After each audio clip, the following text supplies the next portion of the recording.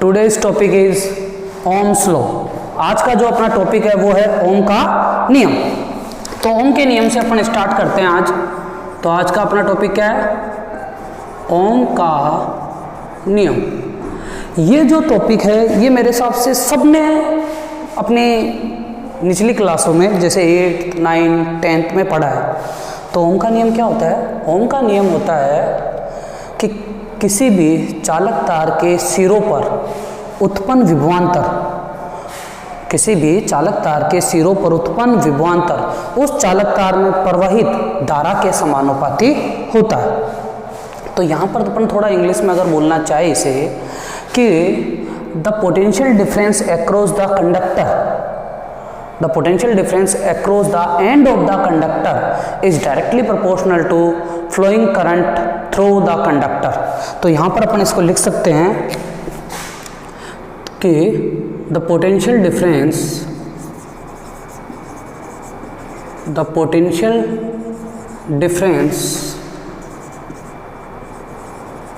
across the ends of the conductor is directly proportional to the current flow through it। मतलब कि अब यहाँ पर ऐसा नहीं है कि ये सही है, इसमें जब तक एक लाइन ऐड ना हो जब तक ये करेक्ट नहीं होगा। और वो लाइन क्या होगी कि if it's physical state can't be change. Physical state मतलब भौतिक अवस्था, जैसे ताप, दाब, आयतन, वो इसका चेंज नहीं होना चाहिए। क्या आएगी कंडीशन? इफ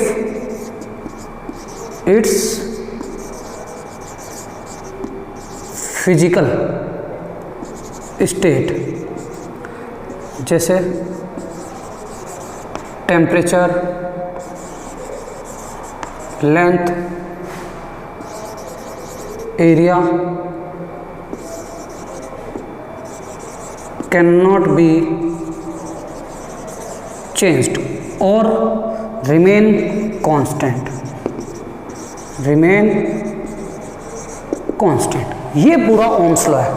अगर तुम केवल इतना बोलते हो कि the potential difference across the conductor is directly proportional to current, तो ये पूरा कंप्लीटली सही नहीं होगा कि भाई किसी भी चालक तार के सिरों पर उत्पन्न विभवांतर उस चालक तार के में प्रवाहित धारा के समानुपाती होता है।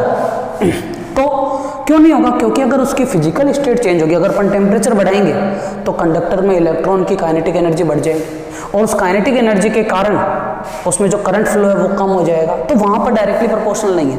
तो यहाँ पर अपने को कंडीशन लगानी जरूरी है कि if it's physical state remain constant, अगर उसकी फिजिकल स्टेट जैसे टेम्परेचर, लेंथ, एरिया, ये चीज़ कांस्टेंट हो तभी उसके जो सिरों पर जो पोटेंशियल ड्रॉप होगा वो उसमें फ्लोइंग करंट के डायरेक्टली प्रोपोर्शनल होगा। डायग्राम बनाते हैं। जैसे ये अपना एक कंडक्टर है, ठीक है, और इस कंडक्टर को एक बैटरी से जोड़ दिया,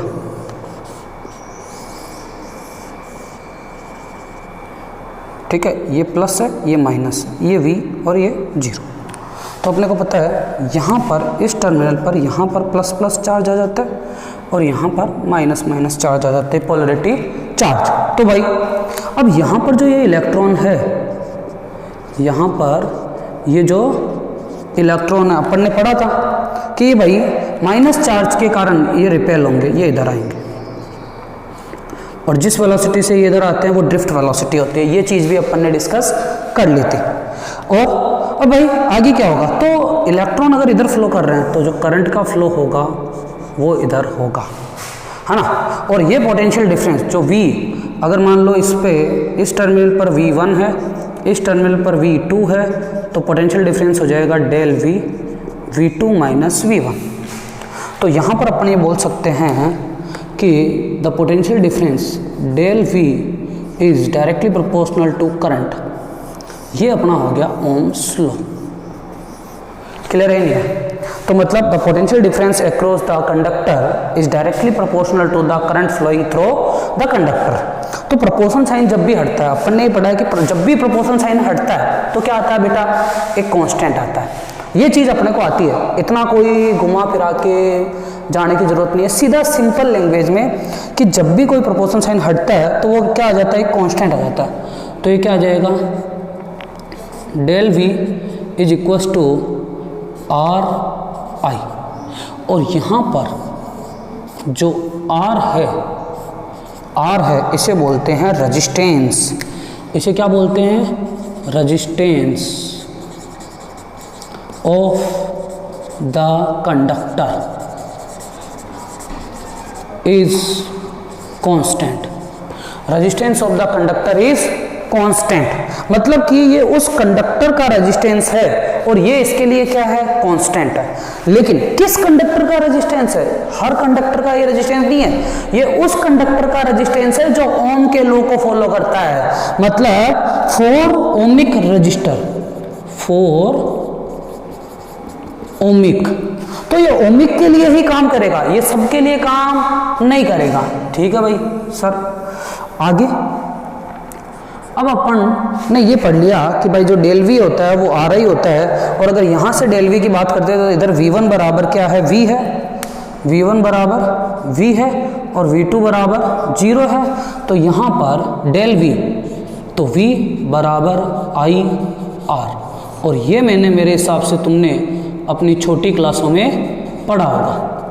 ठीक है, तो यहाँ से अपना R क्या आ जाएगा, तो जो R है, जो अपना रेजिस्टेंस है, जिसे हिंदी में बोलते हैं प्रतिरोध, क्या बोला जाता है, प्रतिरोध, वो R बराबर क्या हो जाएगा, V अपॉन आई, R बराबर V अपॉन आई।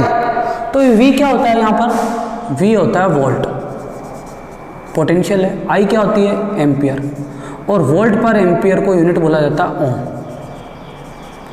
तो अपनी जो रेजिस्टेंस की यूनिट हो गई वो हो गई ओम। तो अगर रेजिस्टेंस की यूनिट ओम है और रेजिस्टेंस का डायमेंशन फॉर्मूला पूछ ले अपने से, तो क्या होगा, देखो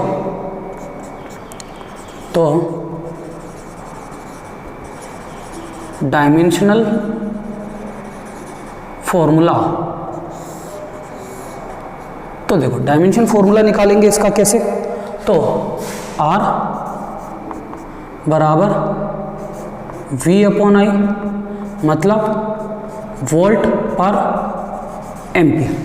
ठीक है बेटा, आगे देखते हैं। अब वोल्ट की यूनिट होती है, अपने को पता है W बराबर QV, तो जूल, कूलाम और वोल्ट, तो जूल पर कूलाम बराबर वोल्ट। तो ये चीज़ अपन लिख सकते, और ये चीज़ अपन ने ये डिस्कस करी अपन ने चैप्टर नंबर 3 मतलब इलेक्ट्रोस्टैटिक 2 मतलब स्थिर वैद्युतिकी के दूसरे चैप्टर में ये डिस्कस करा है। ठीक है, अब देखो तो यहाँ पर हो जाएगा R बराबर V की वैल्यू क्या है, जूल पर कूलाम, और एम्पियर तो एम्पियर। अब अपने को पता है यहाँ से करंट की डेफिनेशन, तो Q बराबर हो जाता है IT, ये कूलाम को लिख सकता हूँ मैं एम्पियर सेकंड, करंट की यूनिट एम्पियर, टाइम की यूनिट सेकंड, तो ये भी रखते हैं बेटा। तो R का dimension formula joule, ampere second, और एम्पियर तो चल ही रहा है, तो ये R हो गया joule upon ampere square second. Clear है?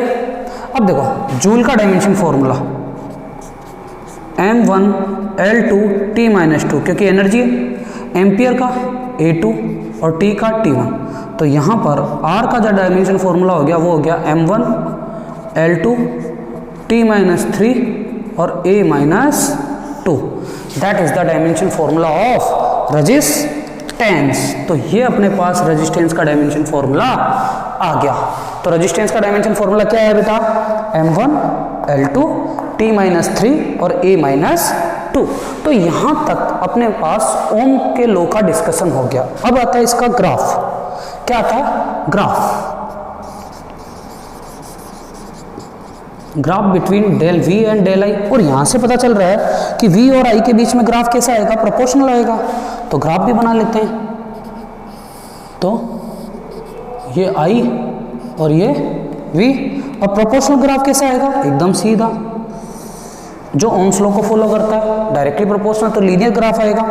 अब यहाँ पर अगर मैं इस पर क्या निकालना चाहता हूँ, स्लोप निकालना चाहता हूँ, तो ये थीटा ले लिया मैंने, है ना, तो ये V2, ये V1, I2, I1, इसका डिफरेंस डेल I और इसका डिफरेंस डेल V।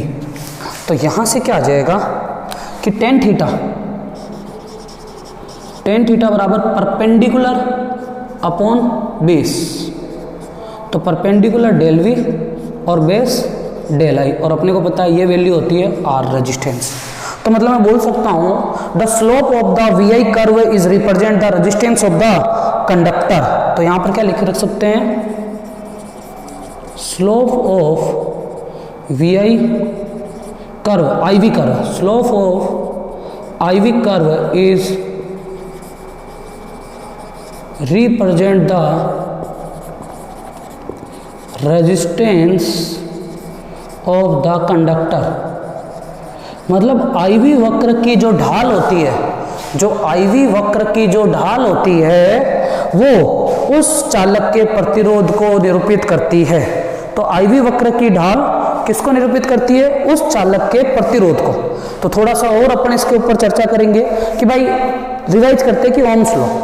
तो ओम्स लॉ क्या होता है बेटा, ओम्स लॉ होता है कि किसी भी चालक तार के सिरों पर उत्पन्न विभवांतर उस चालक तार में प्रवाहित धारा के समानुपाती होता है। तो यहाँ पर क्या बोलेंगे, the potential difference across the ends of the conductor is directly proportional to flowing current through the conductor. तो del V is directly proportional to I, तो डेल V प्रोपोर्शन साइन हटेगा तो कांस्टेंट आ जाता है, तो डेल V बराबर RI। तो डेल V क्या हो गया, V, तो V बराबर IR। और यही है वो जो अपन लेटर क्लासेज के अंदर पढ़ते हैं, मतलब पिछली क्लासों के अंदर अपन ने पढ़ा था। और ये चीज़ डायमेंशन फॉर्मूला निकाल लिया। और जो graph of the VI curve है, जो graph of the IV curve है, वो किसको रिप्रेजेंट करता है, वो रेजिस्टेंस को रिप्रेजेंट करता है। या फिर मैं बोल सकता हूँ कि इस IV वक्र की ढाल होती है, जो IV वक्र की जो ढाल होती है वो प्रतिरोध को निरूपित करती है। और यहाँ तक अपना ये ओम्स लॉ का डिस्कशन हो गया वेरी बेसिक वे पर। और ये ध्यान रखना, ओम्स लॉ तभी वर्क करेगा जब फिजिकल स्टेट चेंज नहीं होगी। बोलो यहाँ तक क्लियर है, ओम्स लॉ ओके, ठीक है। अब देखो ओम्स लॉ के एक आधे अपन न्यूमेरिकल करते हैं, थोड़ी चर्चा न्यूमेरिकल पर भी कर ली जाए। मैं इस पर स्क्रीनशॉट ले सकते हो तुम। हाँ, आगे बढ़ते हैं अपन।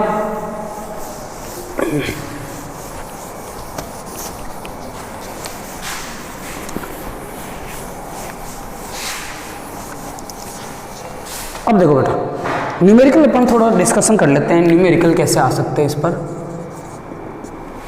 कि अपने पास एक कंडक्टर दे रखा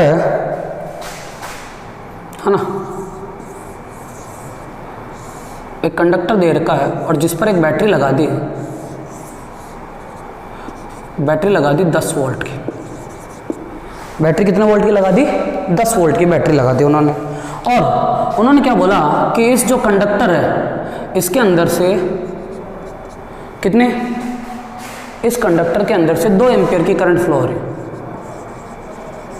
2 एम्पियर की करंट फ्लो हो रही है। सिंपल है, कोई ज़्यादा मैं टफ नहीं करा रहा हूँ। तो बोला बताओ इसका रेजिस्टेंस क्या होगा, R, ठीक है। तो R क्या हो जाएगा, R बराबर V अपॉन I, और V क्या है देन, और I क्या है 2, तो R कितना आ जाएगा 5 ओम। तो इस कंडक्टर का जो रेजिस्टेंस आएगा वो कितना आ जाएगा बेटा, 5 ओम आ जाएगा। इस कंडक्टर का रेजिस्टेंस कितना आ जाएगा, 5 ओम, ठीक है। एक और क्वेश्चन आ सकता है इस पे छोटा सा, कि भाई अपने को पता है कि अगर तुम्हें एक कर्व दे दे I और V के बीच में कर्व दे दे इस टाइप से, है ना, यहाँ दे दिया 10, यहाँ दे दिया 20, यहाँ दे दिया 5, यहाँ दे दिया 10, ये थीटा।